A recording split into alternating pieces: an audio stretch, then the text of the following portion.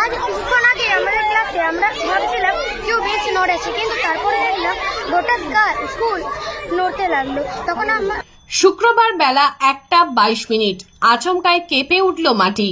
মুহূর্তের মধ্যেই আতঙ্ক ছড়িয়ে পড়ে ঘাটাল জুড়ে। ঘরের আলমারি, জানলার কাঁচ, বৈদ্যুতিক তার সবকিছুতেই টের পাওয়া গেল কম্পনের স্পষ্ট ছোঁয়া। অনেকেই প্রথমে বুঝে উঠতে পারেননি কি ঘটছে। তারপরই ছড়িয়ে পড়ে একটাই শব্দ, ভূমিকম্প। এই কম্পনের আঁচ লাগে দাসপুর এলাকাতেও। দাসপুরের সুলতাননগর প্রাথমিক বিদ্যালয়ে তখন স্বাভাবিকভাবেই চলছিল পাঠদান। হঠাৎ কম্পন অনুভূত হতেই সতর্কতার সঙ্গে শিক্ষক শিক্ষিকারা দ্রুত ছাত্রছাত্রীদের নিয়ে বিদ্যালয় কক্ষ ছেড়ে বাইরে খোলা জায়গায় বেরিয়ে আসেন। শিশুদের মুখে ভয় থাকলেও শিক্ষকদের তৎপরতায় বড় কোনো বিশৃঙ্খলা হয়নি।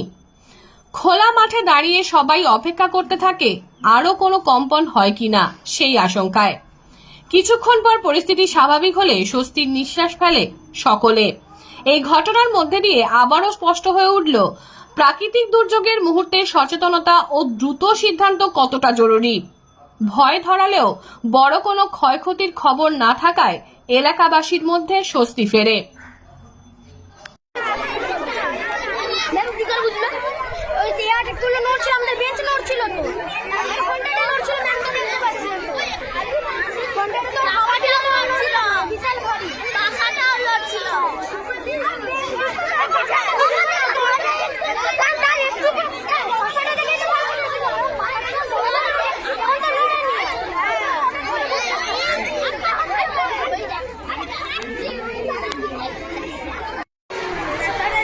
আজ কিছুক্ষণ আগে আমাদের ক্লাসে আমরা ভাবছিলাম কেউ বেঞ্চ নড়েছে, কিন্তু তারপরে দেখলাম গোটা স্কুল নড়তে লাগলো। তখন আমরা বুঝতে পারলাম আমাদের বিদ্যালয়ে ভূমিকম্প হচ্ছিল।